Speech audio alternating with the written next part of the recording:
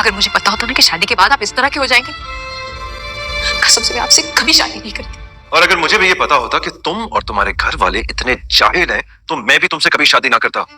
अगर इतने जाहिल लगते हैं मेरे घर वाले और आज मैं भी इतनी नफरत करने लगे मुझसे, तो छोड़ देना मुझे। सुन ले, करा ली अपनी इज्जत। अरे आप पूछती क्यों नहीं है हमसे? क्यों कर रहे हैं हमसे इतनी बदतमीजी? हम अपने नवासे को नहीं मिल सकते क्या? नहीं मिल सकते।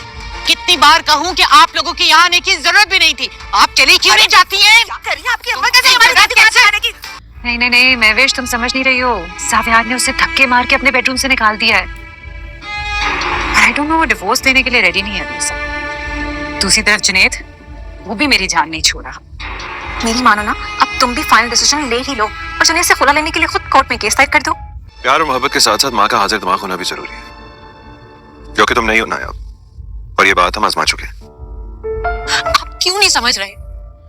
आप क्यों मेरे जज्बात नहीं समझ रहे? मैं उसकी माँ हूँ, क्यों मुझ पे इतना जुल्म कर रहे हैं? नायाब, मैं ये डिसीजन ले चुका हूँ, अब इस बारे में कोई बहस नहीं होगी। पूरे नायाब का बेटा अगर लैब में पैदा हो गया तो इसमें इतना ज्यादा माइंड करने वाली कौन सी बात है? और वो कौन से रिपोर्टर थे जो मुंह उठाकर वहां पर चले आए, जी आपकी बीवी के साथ क्या हो गया है? भाई लेबर पेन तो कहीं भी स्टार्ट हो सकती है। अगर वो पेपर देने आई है, वो कौन सी यहाँ पे कोई बम ब्लास्ट करने आई थी? ना ये कोई रंडी खाना है कि जहाँ पे वो आ गई और बहुत ही बदनामी हो गई इनकी। पेपर देने की जगह थी, पढ़ रही थी, वो एग्जाम दे रही थी।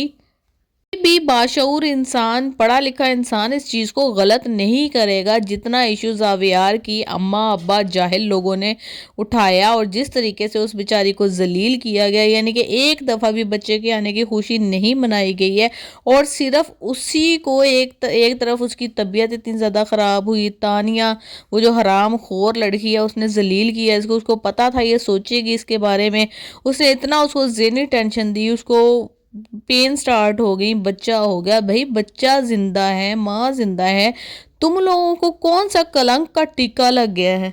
अपनी तुम लोगों के घर की बेटियां जो कौन सा तुम लोगों का नाम रोशन कर रही हैं, बहुत ही अच्छे तरीके से वो रह रही हैं, गज गज लंबी उनकी ज़ुबानें हैं, किस तरीके से वो शादी को समझती नहीं है कुछ, वो ठीक है।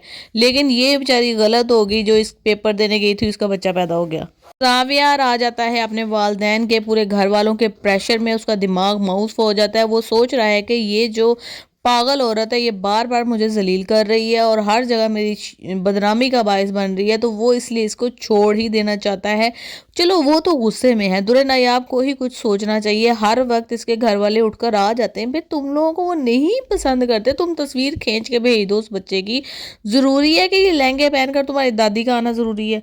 और वो भाभी जब तुम घर में थी तब तुम्हें मुंह नहीं लगाती थी, अब उसको बड़ी खुशी हो गई तुम्हारे बेटे की और वो आ रही है, आके यहाँ पे लड़ाइयाँ कर रही है, तो कैसे तुम बसोगे उस घर में? बस ही नहीं सकती, सवाल ही पैदा नहीं होता।